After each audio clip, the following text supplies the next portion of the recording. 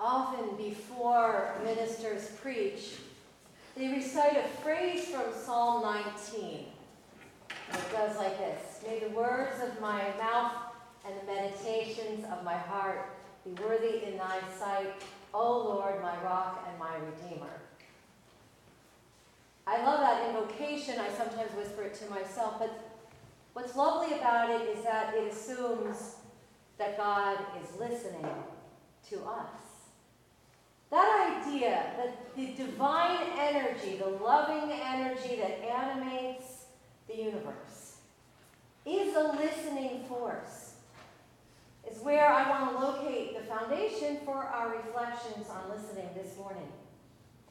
I will dedicate more of a sermon later to the notion of a listening God, which for some people is like scary, like, ew, get out of my thoughts. Or ridiculous, that's nonsense. Or how wonderful, how comforting. But today I want to explore with you the listening that we do, person to person, human to human. Not necessarily another kind of wonderful and very important listening, which we just heard about in our anthem, which is listen more often to things than to people, because all of creation has a voice to which we can also heed. But this morning, listening to each other. You know, we teach our children reading and writing and math and geography and computer skills, but I'm not sure that they are ever formally taught how to listen. I suspect that listening is left to parents and guardians to teach, and that's something that we ourselves, as grown-ups, may have never learned properly how to do. So you hear in family life a lot of, listen, be quiet and listen to me, or even that terrible phrase that trips so often off the tongues of frustrated family members, shut up! I remember my parents always saying, don't tell your sister to shut up. And I was like, why not? She should shut up. Last week I talked about the healing work that we all have to do in community so that we can be healthy and whole and not lead with our wounds. One of the chief ways that we can become healed is to both speak our own truth, to utter it forth, and to listen deeply to when it comes to us from another. I have a Muslim neighbor who survived the war in Bosnia in the 1990s. She has seen terrible things, and she suffers greatly in mind and body. At times I visit her with my dog, who is a great listener, as long as there's no food around to distract him. And she strokes him while he sits gently by her, and she talks, and we listen. Long ago in my life, I would never have believed that we could do any good for our neighbor by just listening. But it's true. There is no advice I could possibly offer in response to what she's sharing.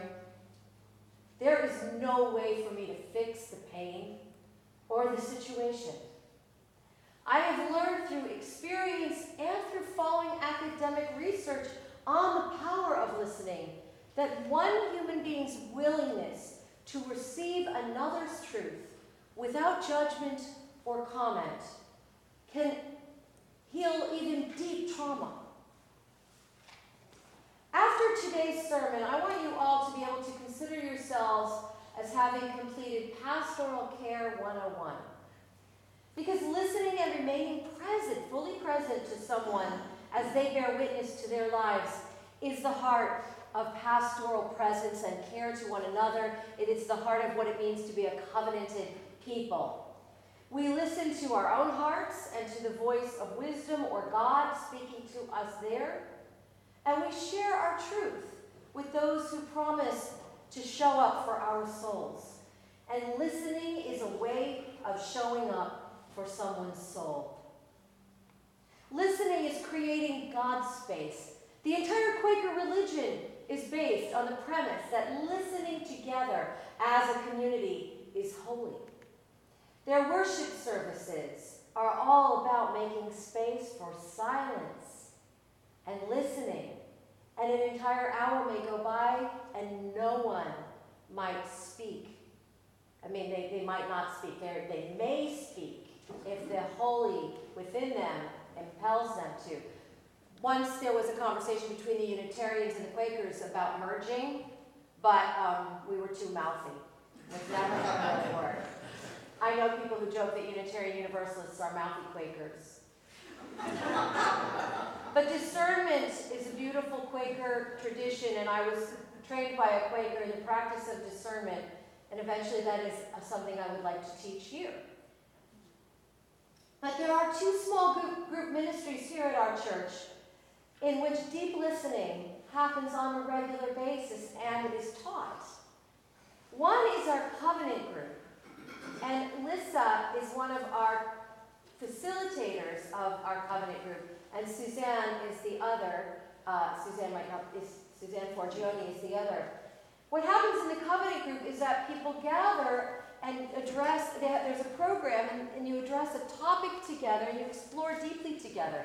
But it's not so much the program that matters, it's the actual practice of holding each other in deep listening in a certain way that involves no cross-talking, no advice giving, and just really learning to be present while someone is able to share what's in their heart, what comes to them. And in covenant group, there is a commitment. You can drop in and stay for 3 sessions, and then after that, the covenant group asks that people make a commitment to keep coming back, to be that small group together for that deeper intimacy that we gain over time spent listening.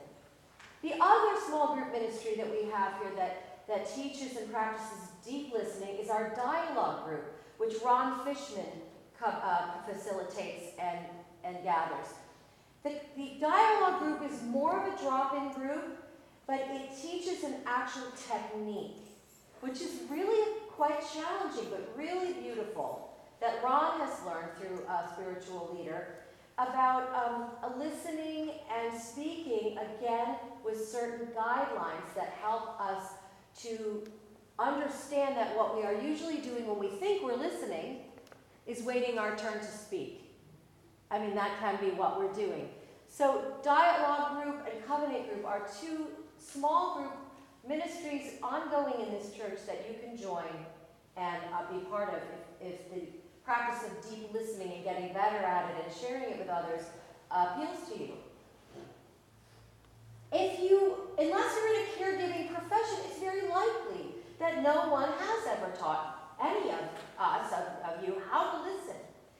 And as I said, we sometimes think that listening is just waiting our turn to speak or waiting our turn to do our thing. But here are some other some other things that we are actually doing when we think we are listening. And I want to say, if you recognize your own listening technique in any of these things, please don't feel stung or embarrassed. You don't know what you're never taught, and we do not teach listening, and we don't talk much about how important it is and how crucial it is for the well-being of all of our relationships. This is from a book that I love called The Lost Art of Listening by Michael Nichols. And one of the things we do when we're listening is we respond by kind of saying, well, I can top that. As in, well, this reminds me of the time that What that does is it makes everything that we hear relate back to us. It becomes about me. To really listen means to be able to focus on something that you may not be able to relate to. And it is about the individual life that you are receiving through this person's conversation with you. There is no analogy. Saying, I know how you feel, seems sympathetic, but what it can be is really a way of deflating the person who is speaking. And it actually, in a way, is a theft. You can understand that it's a little bit of a theft of their uniqueness, the uniqueness of their experience or of their loss. So it's something we have to really caution against. How we might say, I've shared that experience, but never to say, I know how you're feeling. We never really know how someone else is feeling. Another way that we think we're listening, but are maybe not practicing deep listening, is excessive sympathy. That kind of sympathetic interrupting we can do while we're hearing somebody's truth. Oh my God, oh poor girl, oh girl, oh my gosh, it's terrible, oh it's terrible. And that's, to deeply listen is to take in, not take over. And when we respond with that kind of dramatic emotion, what we can be doing is cueing and leading another person's emotional reaction, right? So it's like when a child falls down and you see the child and you go, oh, baby, oh, that hurts. And then they go, oh, okay. What? They got the cue from us.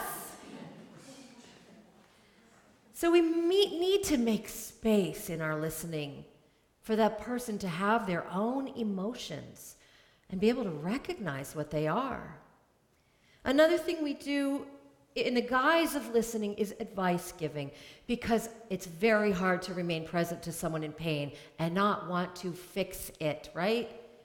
I want to fix it. But that advice giving, I know what you should do. Listen to me. I know exactly what you should do. Is really about alleviating our own anxiety and discomfort with what we are hearing. Many times there is no advice to give. But even if there is, jumping to that place of fixing does not, again, leave space for someone to bear witness to their full truth. And then we have the joking. And the jokester in your life may be someone who is just anxious and wants to lighten it up for everybody else, and is going to immediately make a sarcastic, kind of funny, diversionary remark because it's hard to watch somebody suffer. And they may even make you laugh. Or you know, if you're the jokester, you may even be lightening people by making them laugh. But again, making space for what is hard, what is real in someone's experience, and it may take them time to get there. So if we jump in with a quip, because it seems like that would make them happy, we might be cutting them off at a really important time of realizing something that they need to realize and that we need to help them hold. Another way that we can not deeply listen, but only hear, and when I say listening, I don't mean to be literal, because some people can't hear, but they can still communicate. And so when I speak of hearing and listening, it might be through written communication, whatever it is. But don't feel that way. Don't feel things that I'm uncomfortable with you feeling. You might not understand. We might not understand someone's emotions, and that might not be the emotional place we would go given the same kind of life experience. But that doesn't mean that they're invalid. And I think that in family life particularly, and in marriage relationships, if we can strike that one phrase, you shouldn't feel that way, from our vocabulary together, then it would really go a long way to that love that is deep listening. To listen is to make all the room in our heads available to receive what is being shared. When you truly listen, When we truly listen, we may find our actual selves disappearing into the other person's reality. And that can feel scary initially, but you know, there's absolutely no danger in it. In fact, it's a beautiful spiritual experience. And as long as you are not listening to someone who is trying to emotionally manipulate or harm you, in which case it is wise and important to keep critical faculties engaged. But the kind of healing listening we do for each other in religious community does not require any critical engagement at all, but compassion and the largeness of being to make room for someone else's truth, to welcome it fully into our own being so that they need not carry it alone. And that's part of what we do when we share joys and sorrows. We really listen and we receive what the people in community with us are sharing. One of the, again, as I said earlier, one of the best quotes about listening is attributed to Simon Sinek. And again, he says, there is a difference between listening and waiting your turn to speak.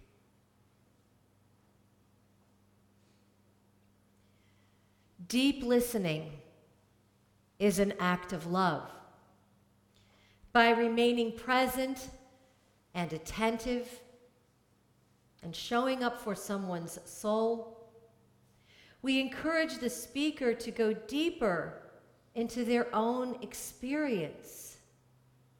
I hope that going forth in our work and mission as a church and as loving individuals wherever we are, we will commit to practicing deep listening as that act of love. In our committees, in our phone calls, in our ministry teams, in our pastoral conversations, and bring this practice as a gift of love to our families, to our workplaces, to our neighborhoods. And I hope that in this commitment, we can begin with ourselves. We can begin within. How deeply are you able to listen to your own voice? How much time and space and compassionate holding do we do to our own truth?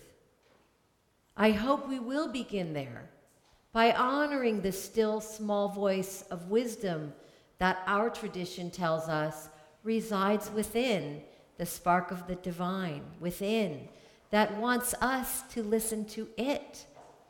And that we will make time every day in peaceful silence and solitude to give that voice and that presence an opportunity to be heard.